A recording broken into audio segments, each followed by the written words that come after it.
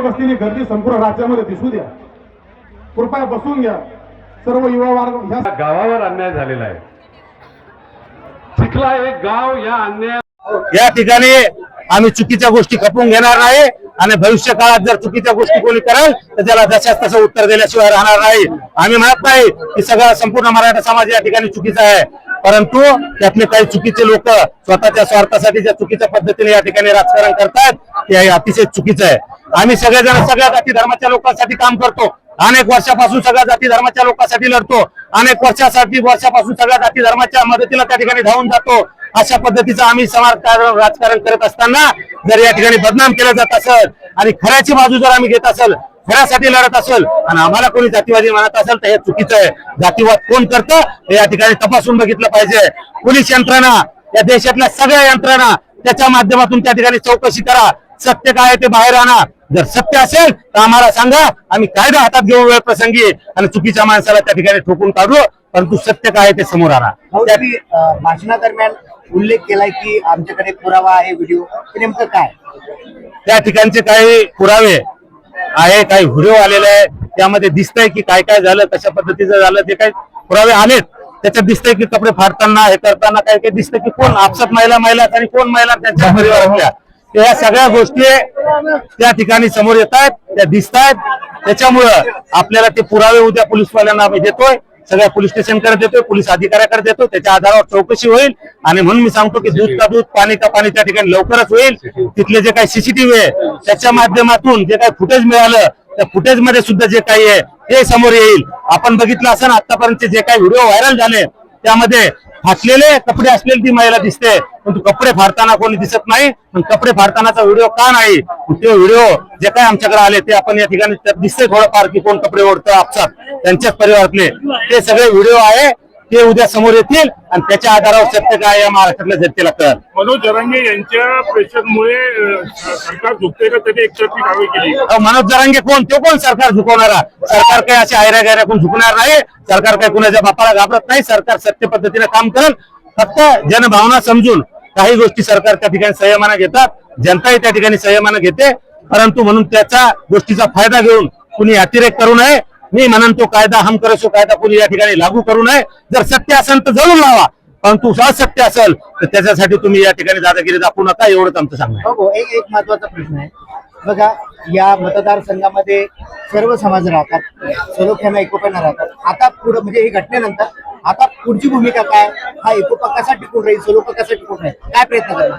आजही या ठिकाणी स्थानिक सगळे जाती धर्माचे लोक एकत्रितच राहतात. सगळ्यांना हे सगळं माहिती आहे. कालही एकत्रित होतो, आजही एकत्रित आहे, उद्याही आम्ही सगळ्या समाजाचे लोक एकत्रित राहू. सगळ्या जाती धर्माचे लोक आम्ही या ठिकाणी एकत्रित राहू. बाहेरून येऊन कोणी विष पेरण्याचं काम करत असेल तर ही जिजाऊची पावनभूमी आहे. या भूमीत ते चालणार नाही आणि कोणी जातीपातीचं राजकारण या ठिकाणी होऊ देणार नाही. हाच आमचा या ठिकाणी प्रयत्न आहे. शांतता नांदावी हाच आमचा प्रयत्न आहे.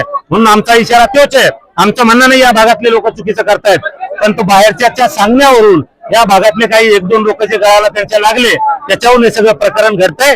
त्यांचा सुद्धा सीडीआर तपासा. हे कुठं कुठं गेले होते, हे प्रकरण घडण्याच्या अगोदर कोणाकोणाला भेटले. सर्व अतिशय चांगल्या पद्धतीने नांदत होतो आणि फक्त जरांगिरी इथे येऊन गावामध्ये ज्या प्रकारचे ही जी कायदा सुव्यवस्था बिघडली ती फक्त जरांगेमुळे, त्याला कारणीभूत जरांगे आहे. म्हणूनच आम्ही वारंवार सांगतो की या भागातली जनता शुद्ध आहे, सगळ्या जाती धर्माचे. या भागातला एकही माणूस जातीवादी नाही, एकही माणूस कुठल्याही जाती धर्माचा असो. त्यामुळे फक्त हे बिघडवण्याचं काम जरांगेनं बाहेरून येऊन केलं. ज्यावेळेस जरांगे बरोबर होता त्यावेळेस आम्ही त्या ठिकाणी जरांगे योग्य म्हटलो. मी स्वतः शिंदे येथे पुतळ्याला ज्यावेळेस विरोध झाला लोणारमध्ये, सगळ्यात पहिले मी जाऊन त्या ठिकाणी महाराजाचा पुतळा बसवण्याचं काम केलं. मी काही उपकार नाही केले. महाराज आपलं दैवत आहे, आपल्या दैवतासाठी आपण लढलो पाहिजे. नंतर पुतळा बसवताना मी आणि जरांगे खांद्यावर खांदा लावून त्या ठिकाणी होतो. तुम्ही सगळ्यांनी मीडियावर बघितलं असेल, फोटोमध्ये बघितलं असेल. आम्ही त्या ठिकाणी पुतळा बसवला. पुतळ्याला कुणाचाही विरोध नाही, पुतळ्यासाठी कोणी विरोध करणार नाही. जे काय आमचं म्हणणं आहे खरं जे सत्य आहे ते समोर आणा आणि ते आपण बघितलं असेल की चिखला येथे जी घटना घडली त्या घटनेला ज्या पद्धतीचं चुकीच्या पद्धतीचं स्वरूप त्या ठिकाणी देण्यात आलं. सत्य परिस्थिती वेगळी आहे.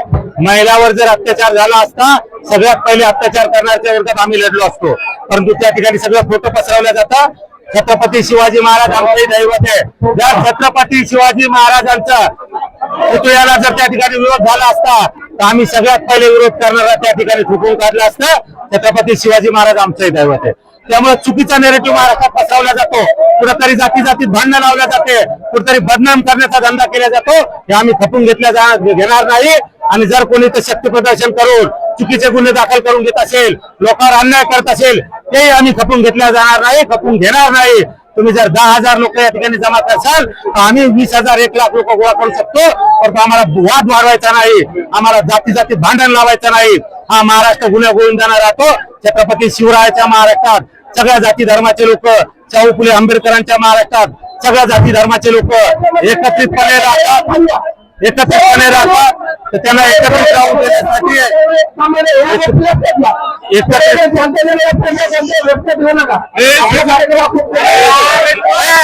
आणि गावचा प्रश्न गावच्या ठिकाणी सोडवायचा होता.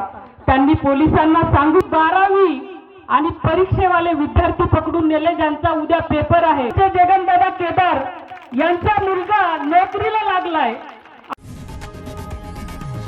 लोकशाही मराठी ऐका, पहा, जागरूक रहा.